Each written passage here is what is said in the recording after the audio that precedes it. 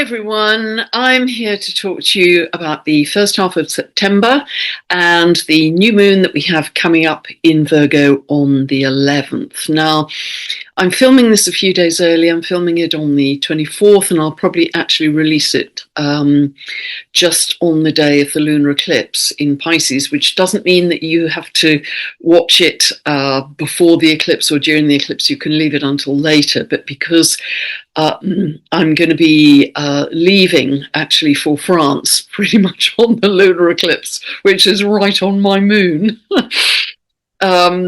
I wanted to make sure that I could get this uploaded and out to you in time. So, and before we get into the astrology, I just want to, thank you again for all your incredibly loving comments. This is a wonderful community, and I don't say it often enough, but remember, every single one of you is doing something to help New Earth. All those small daily acts of kindness, which very much related to Virgo, your daily habits, all those little smiles at strangers, helping neighbors with shopping, just being in a particular state of being that you can help other people, so you can help other people raise their frequency.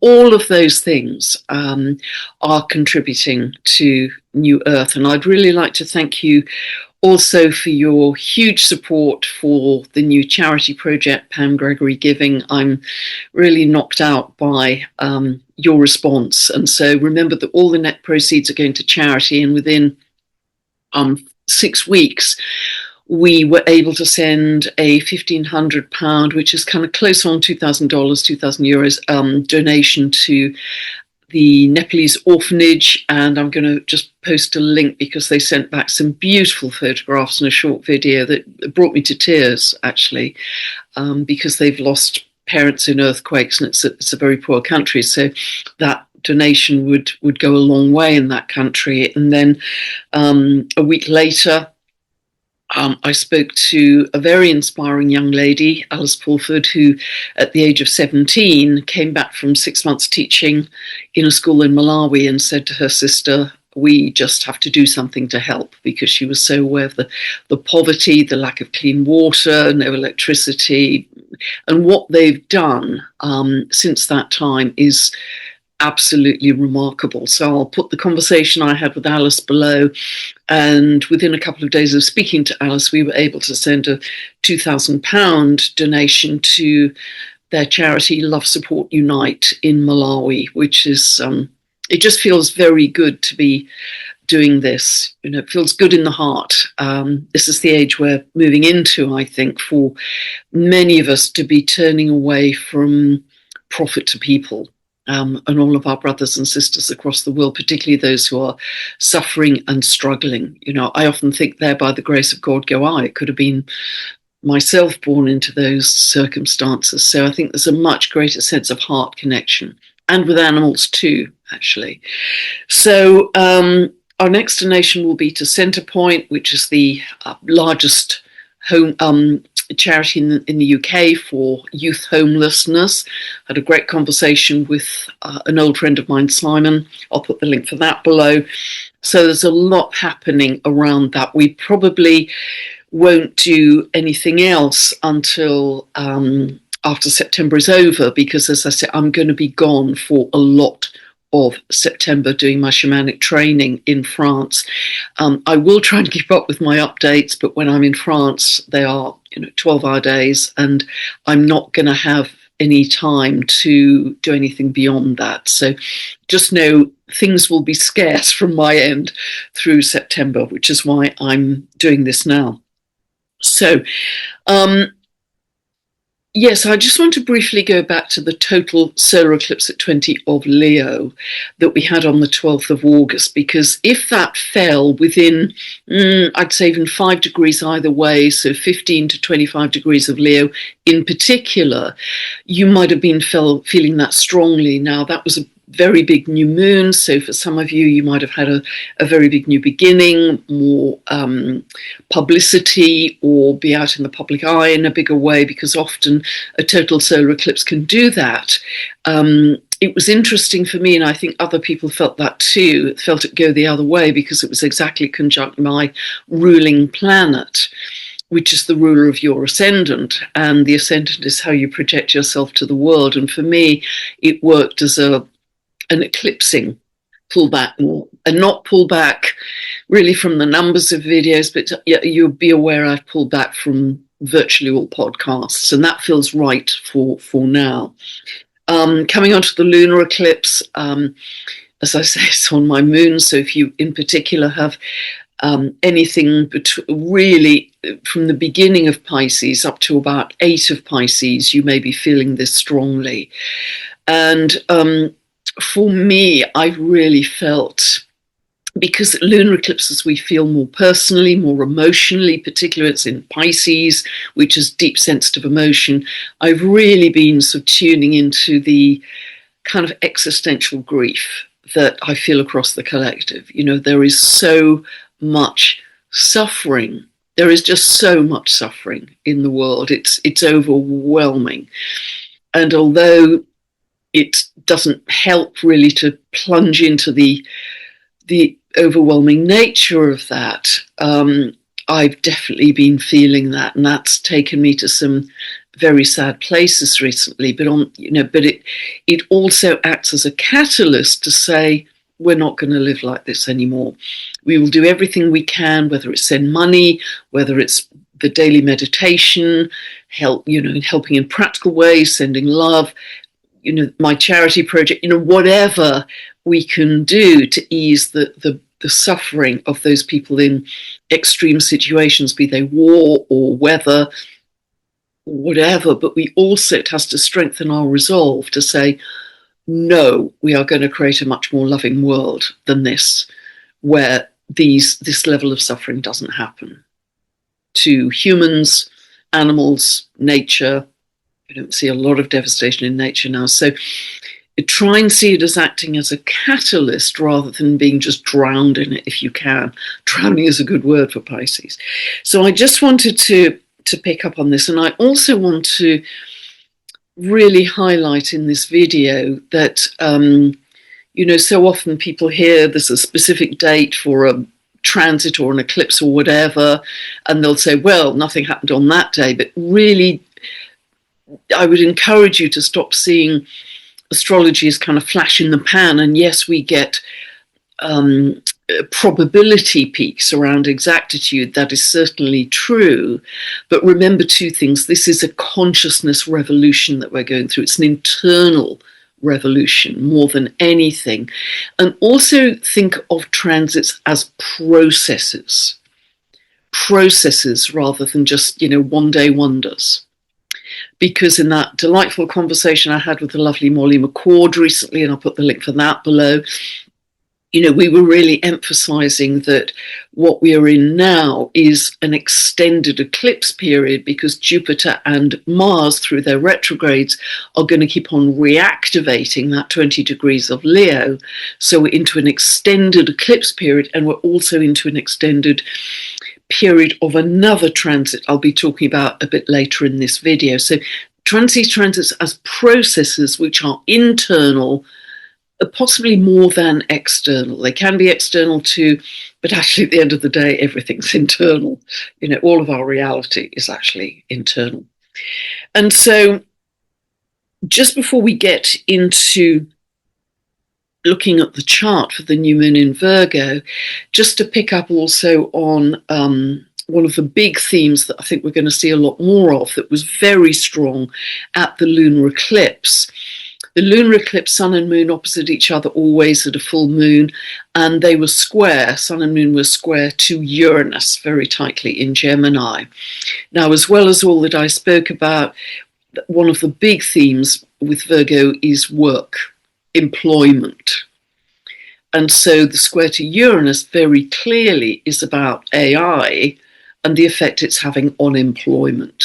And that is going to initiate some pretty dramatic socioeconomic changes in our world. It's very obvious to see. The Virgo's Pisces axis is also, as I've mentioned many times, about health. So there could be some shocks, some Uranus in Gemini, shocking news about health that really makes us aware of the level of human suffering, but also encourages us to make new decisions about our health, which is what the new moon in Virgo is going to be about, one of the themes in September.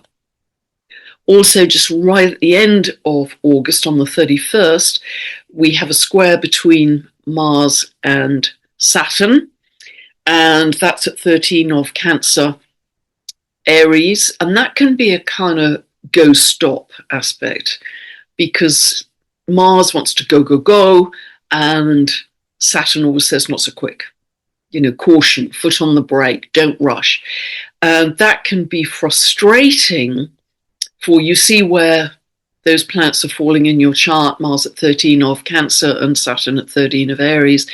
But if we can blend them, if we can integrate them, they can act as wonderful discipline and perseverance for a project that we're working very diligently, thoroughly for a project without it being stop-go. It's a greater sense of integration of those energies. It can be quite militaristic as well, but Mars moves on quite quickly. So even by the end of the first week of September, it has moved on. There's another important aspect that I want to talk about later in the video that's exact at that time, end August, early September, which is the trine between Jupiter and Saturn. That's very important. And again, that's an extended transit. It isn't just, again, a one-hit wonder. Okay, so let us look at the chart for the new moon, because there's a lot to say here.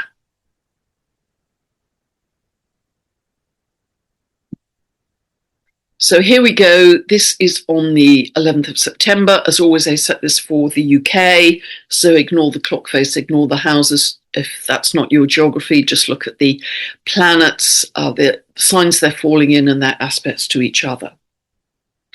And so new ideas around health, sun and moon always together, it's a new moon here, and new ideas about health as a result of everything we've learned through the eclipses, I think, will be a big theme.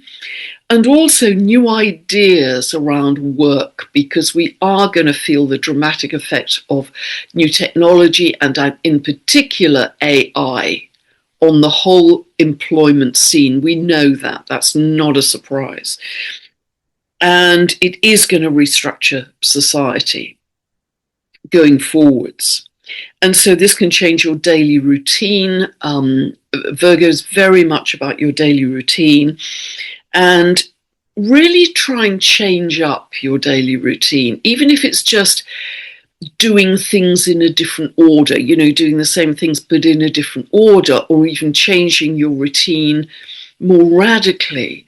If you're not meditating or doing breath work or have a spiritual practice very first thing in the morning, maybe you could consider that to set the tone for your day rather than doing it later in the day. Just think creatively around how can I alter my daily routine to be more in line with where I'm headed in my spiritual evolution. There's a big urge to purge and cleanse and purify with Virgo. This is kind of particularly around the mind, because it's ruled by Mercury. It can be obviously having a purge in your house, like a big spring clean, getting rid of old stuff. This is actually a huge time of getting rid of old identity in a bigger way, but it's also about purging your thinking, and this is a big, big theme for this. Repetitive thinking, particularly when it's negative. You never get a break, you're always a loser, never happens for you, happens for other people, never, all of that kind of grunge thinking. I mentioned in the past, I've got a kind of delete key, which is fun and freedom. And in using that, it made me realize not really things I was saying so much. I'm pretty good at that, but things I was thinking repetitively that really surprised me. So it can even delete those, and it instantly kind of raises your frequency. So choose a word or a short phrase, stay with that word or short phrase, so it becomes kind of default, and it becomes a delete key for any kind of grunge negative thinking, because that shrinks down your aura as well. It shrinks down your energetic field when you do that. And so the reason that the way we use our thinking is such a big deal is that the ruler of Virgo is Mercury. And Mercury here is on the world axis, because the world axis is 0 of the cardinals. And so our thinking is going to be, we're going to be thinking about our thinking in a much bigger way. And the need for greater balance, the need perhaps for more justice in the world, Libra, 2 signs that connected to justice, Sagittarius and Libra. And I think we are moving into a greater time of accountability and justice as a result of truths coming to light about many things, much corruption, and you might be very aware of this coming to light. I mentioned that for the lunar eclipse in Pisces, because Pisces is the sign of the spiritual, we may see a lot of gurus with huge followings, spiritual leaders falling from grace if they have acted out of integrity. Well, there are quite a few. You're probably picking this up on social media, some of whom I was well aware of, but they have huge followings of many millions. But it's coming to light that they have not acted in integrity, honesty, and transparency. We're going to see more of this through the lunar eclipse. So very, very interesting. In fact, anybody, even day to day, even people in your local area, friends, people you know, doesn't have to be people out on the public stage, people who are not acting in integrity and honesty and transparency are going to be exposed, because integrity, humility, honesty, these are the kind of entry keys to higher dimensions, I feel. So you've got to be scrupulous with yourself. This is part of Virgo energy too. This is kind of purity. Virgo is very linked to purity. It's also obviously very linked to the earth and how much we care for our earth, because that's coming up strongly in this chart, which I'll pick up on in a moment. Now, what is very interesting around this issue of justice, and maybe it's, no, I'll come to that in a moment actually. Orcus, the dwarf planet Orcus, it's almost at 18 degrees here, so it's really pretty much to the degree conjunct this new moon. Now, Orcus is the Etruscan god of the underworld, and it's very connected to punishing those who have violated a sacred law, a divine law. But also those who have been living a lie within their own life, that they have purported to be one type of character, and it's now being revealed that they are actually a very different kind of character. They've been living a lie. And so what Orcus does in the mythology is take them down to the underworld and show them the light, show them the error of their ways, and they can either choose to turn towards the light, or there's some kind of divine justice that will be administered. And I think because the new moon and Orcus here are in a sesquiquadrate, that's this 135 degree aspect to Pluto, has there been an abuse of power? You know, these are very obvious questions, I think, that we're asking. Another beautiful, beautiful trans-Neptunian, in fact, I believe it's trans-Neptunian, is Chimney Gagua, 1856 of Virgo, so it's exactly conjunct by degree this new moon. And Chimney Gagua is beautiful. This is the creator god of the Muisca people, Muisca, who live in the Andes. And the Chimini Gagua is the creator of the light and the creator of the world. So before Chimini Gagua, there was only darkness. But Chimini Gagua brought the light to the world. And I think it's so interesting that Chimini Gagua is exactly conjunct by degree this new moon in Virgo, because I really have the sense, and I know many of you do as well, that we're turning from the darkness to the light. We're crossing the bridge. We're going over this tipping point, and I know many of you feel this. And we're all going over that bridge at a different point. We're all on our own soul journey. There's no judgment. We are all one by one making that transition. And so it's no judgment. We all have to go to school, and we start in kindergarten and we work up all the way through, and then finally we graduate. There isn't a judgment on that. It's just part of our process.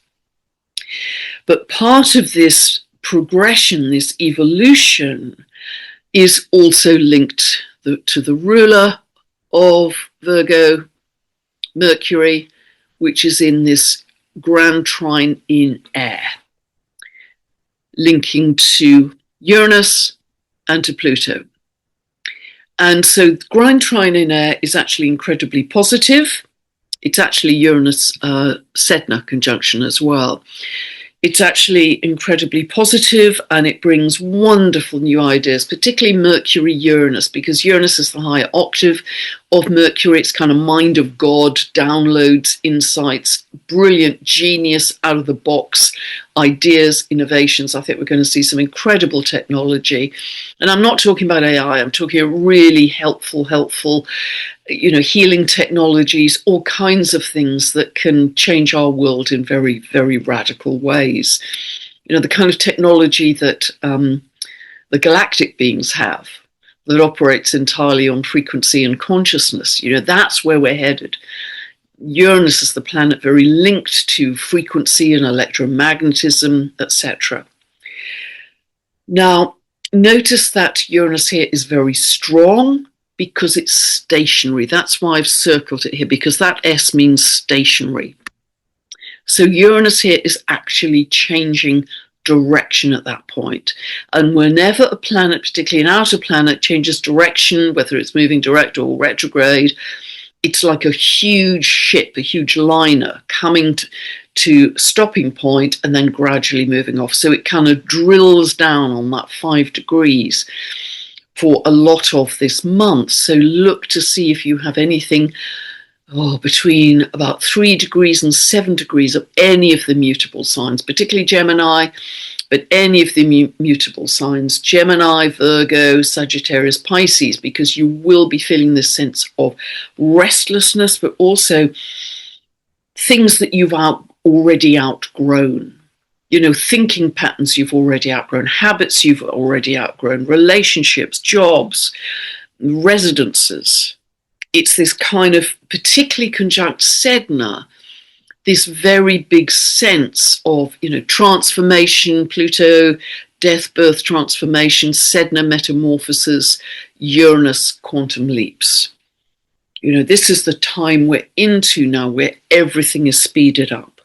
So I think that's, everything's going to be magnified in terms of truth, Uranus, shock, surprises.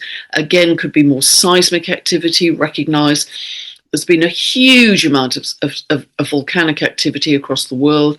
We've had a whole string of 6+ magnitude earthquakes. Indonesia, Philippines, another big one in Japan today I picked up. Colombia was devastating. There was a double earthquake recently in Venezuela, which killed a lot of people. A lot of fatalities. It was absolutely devastating. So, the earth is purging. The earth is purging in a major way. So Uranus being stationary here could very much reflect more seismic activity. There could be disruptions because it's in Gemini. It could be aviation. It could be power cuts. It could be cyber attacks. It could be kind of internet disruptions as well. So just be aware of that, but it's very much about truth coming to light as well. So, yeah, so Mercury is very heavily aspected here. Not only is the ruler of Virgo, but it is also opposing Neptune very tightly. This is wonderful for imagination, your dreams, tuning into your dreams, your imagination, your intuition. That's being super activated for many, many people right now. People becoming much more psychically sensitive. Mercury is also in a square to Ixion. Ixion is the dwarf planet that challenges the rules, the system. Are the rules we are playing by the right ones, to quote Alan Clay, and wants to go beyond the mainstream to find its own joy and bliss. So it has quite an uppity, I'm not conforming, I'm not being part of the herd, I'm going my own way, finding my own joy and my own bliss by going beyond the normal social mores. So actually, Ixion is in quite a long-term quincunx to Uranus, which has its own revolutionary, rebellious flavor, as you well know, the radical, the outsider, the galactic, one that doesn't conform by a long way. And also, we have, actually, if you take the midpoint of Sedna Uranus, the midpoint of Sedna Uranus is 4 degrees of Gemini. So if we take the midpoint, that then becomes a yod, a finger of fate, a finger of God, with Homer as well. Because with quincunxes, you can only operate with a 2-degree orb either way. So Ixion is most certainly quincunx Uranus here. It's quincunx the midpoint. It's a little wide of that quincunx to Sedna. Do you see what I mean? I'm, probably going beyond beginner astrologers here, but I'm sure if you've got more experience, you'll follow what I'm saying. So Homer is the principle of regeneration, as we know well. Sedna's the principle of metamorphosis. So what we have here is people recognizing that we have to stop doing what we've done to the earth, how we've treated the earth. This new moon is in an earth sign of Virgo.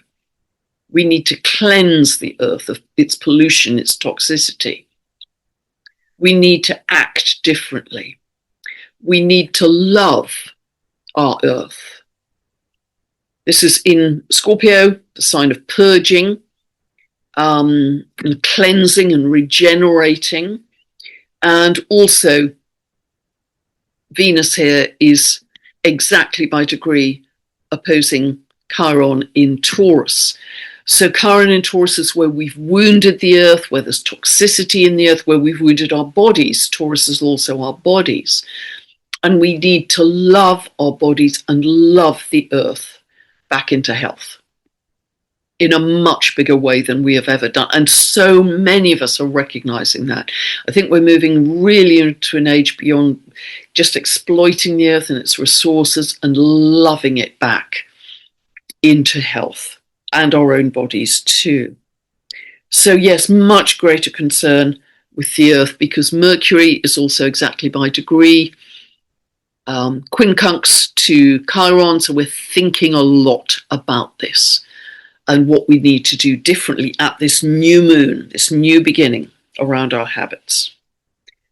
So, yeah, and Sedna, Homer here brings in, its conjunction to Venus as well, a really deep love for the earth, a deep, way beyond romantic love. This is a deep, deep, unconditional love for the earth.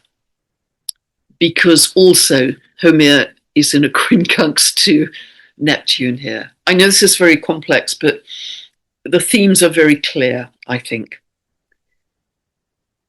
Mercury is so heavily aspected here. Mercury is in a a trine to Pluto, so we're thinking very deeply. We're thinking deeply about issues to do with technology and AI because of this grand trine in air, because Uranus rules Aquarius. They're both linked to technology of all kinds, including AI. We're thinking deeply about that. And does that affect the balance, Libra, for the Earth and society? Indeed. So, yes, certainly deep thinking around that. And also the way power has been used in society. We're thinking a lot about that. We're going deep, deep, deep into contemplation around all that we have been as humans, all that we have been as inhabitants of Gaia. Mercury is also semi-square, pretty much exactly. Again, you can only use the 2-degree orb, by the way, for semi-squares, to Jupiter. Jupiter is on a world point.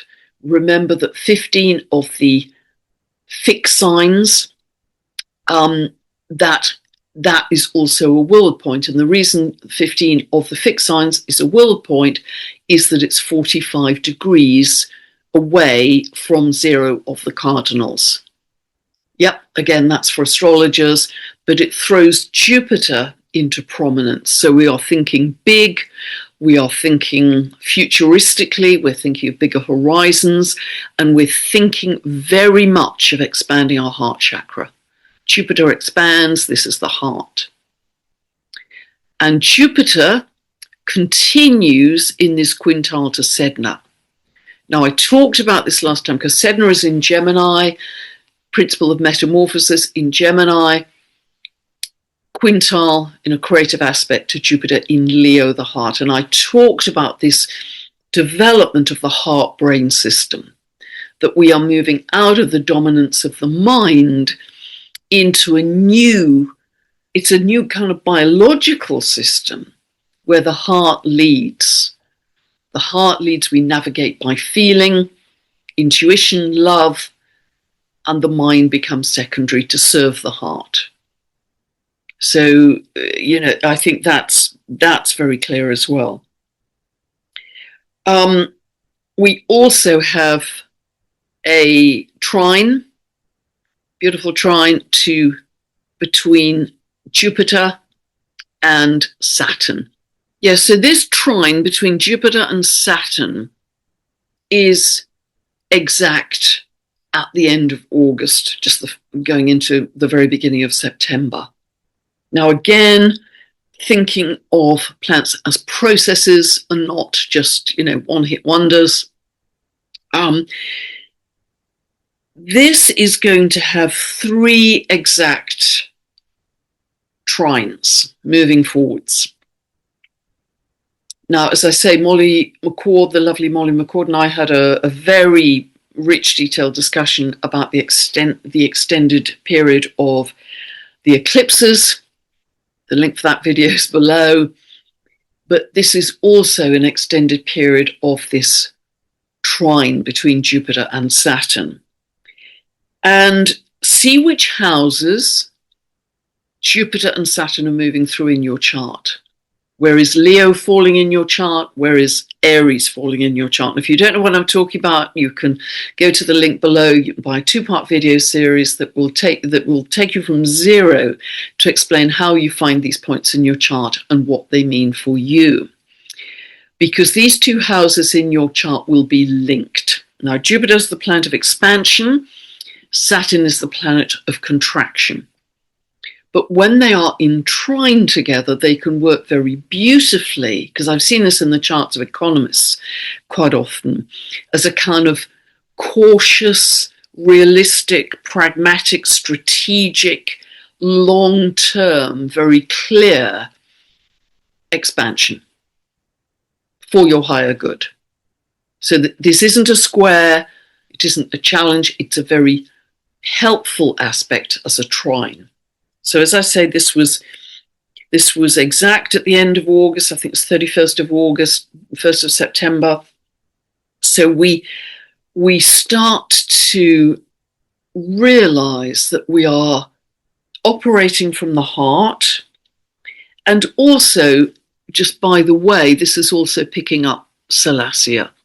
So as I've mentioned before, I think this is also connected to our heart chakra expanding, because we are becoming much more of the purpose of the light, Salacia, photonic light, shimmering sunlight, moonlight on the water, and also structured water, Saturn, Salacia, in our evolution. Veda Austin talks exquisitely about this.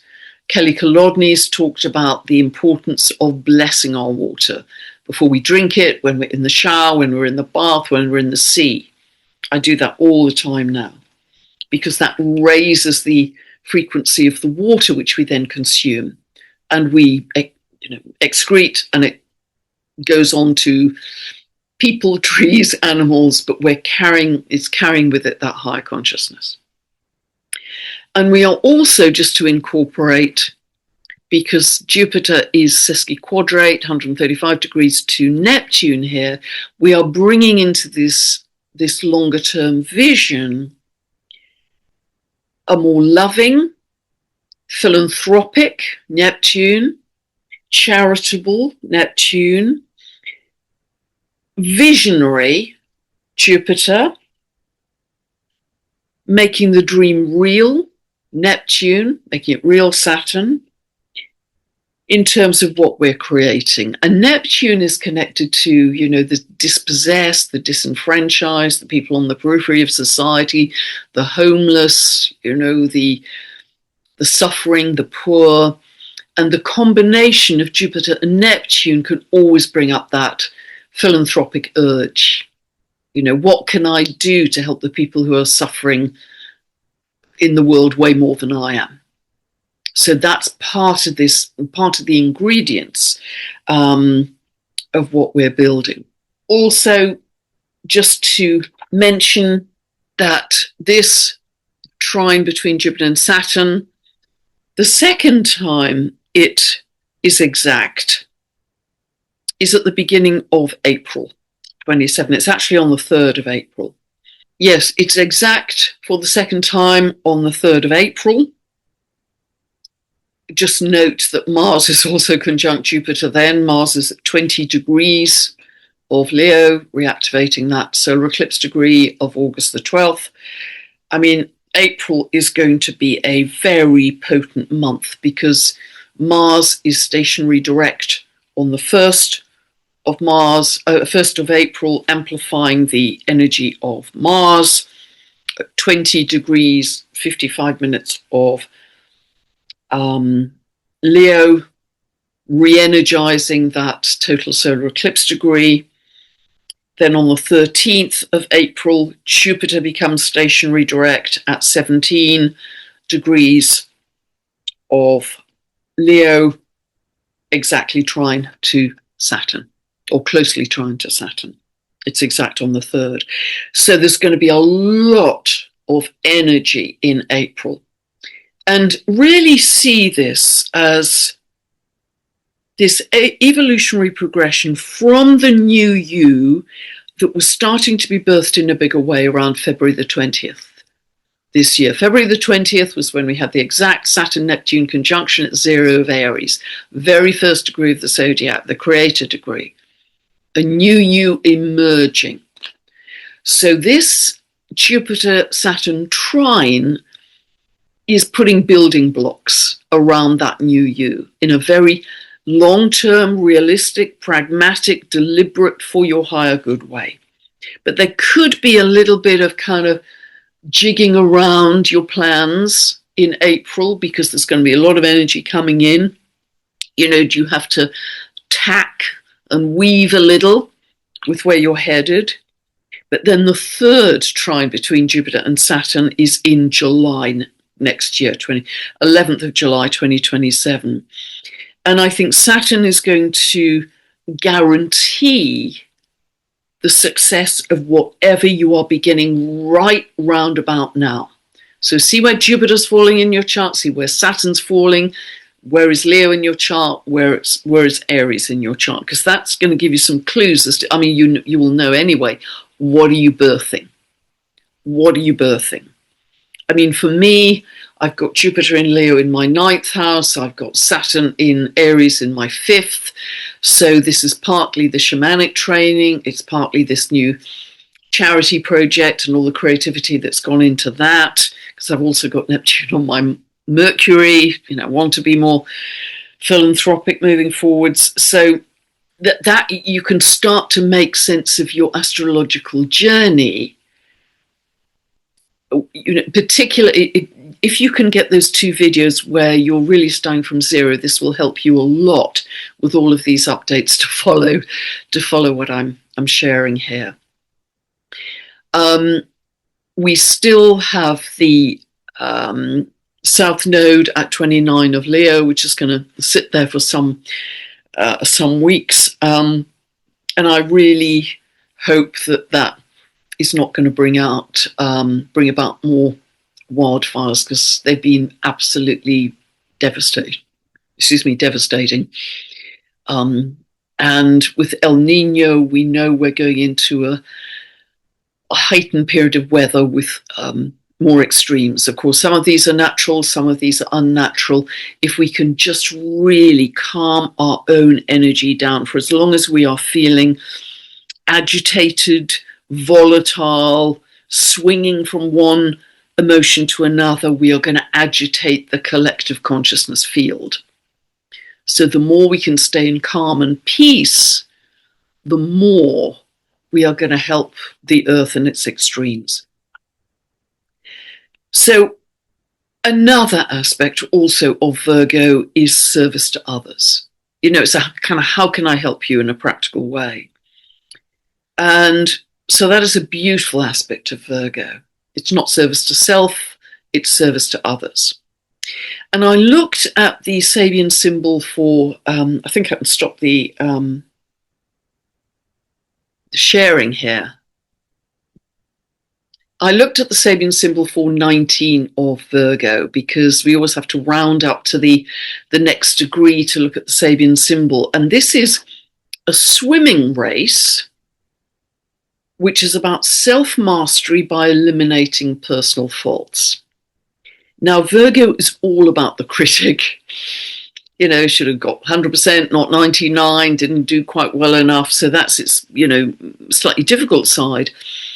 But self-mastery by eliminating personal faults. And I listened to James Burgess in his interpretation of this Sabian symbol. I like his interpretations a lot. And he said the lower type of consciousness competes with others, whereas the more advanced beings in this swimming race compete with themselves towards mastery. The lower type competes with others, whereas the more advanced beings compete with themselves towards mastery. Because Virgo is about perfectionism as well. So I think what this means is, if we're thinking of competition with others, it's a win-lose, isn't it? I win, you lose. It's a polarity, it's a separation, it's a split. The whole of society, particularly in the West, operates like that. Because that's the way we're conditioned, we're programmed that, life has winners and losers. But if you've ever taken part in a yoga class, what they teach you is you run your own race. Don't worry about Mary on the next match. She's been doing it for 40 years. You run your own race. You achieve your own mastery by perfecting yourself. And this is very much about perfecting our mental function to be subservient to our heart function. That's what I think this whole period's about. And so Virgo, at a more esoteric level, is connected to the ascetic, the monk, the nun. It's the hermit in the tarot, very connected to the sign of Virgo. It's the life of quiet devotion, stillness, peace, and honoring the sacred. And as I say, for me, the effect of the total solar eclipse on my ruling planet was to want me to pull back, to spend more time in stillness and peace, because I know that's the most productive place, not only for me, but for me to, in whatever way, via these videos, to help you. You know, sitting in stillness isn't wasting time. It's the most productive place we can be, because we're dropping into that still point of creation. That's where we create from. And it pulls us back to the crazy distraction, noise, zigzags, war. It's just, it will get louder. It will get crazier. It will get wilder through these coming months at 3D. You don't have to live there. Yeah, absolutely, it's one timeline. Absolutely not denying that. Doesn't have to be yours. There are an infinite number of timelines. It's not the only one, as watching the news would make you believe. So, what I'm really feeling at a deep level is more receptivity, less push, more yin, less yang. And the more, as we start to interact with divine intelligence in a finer way, we understand that all possibilities are available to us in that quantum field, because they truly are. And our task simply has to be to cultivate stillness and coherence. Coherence is a really big part of this, but if we're in stillness, we will be coherent. And match the frequency of the reality we want to experience.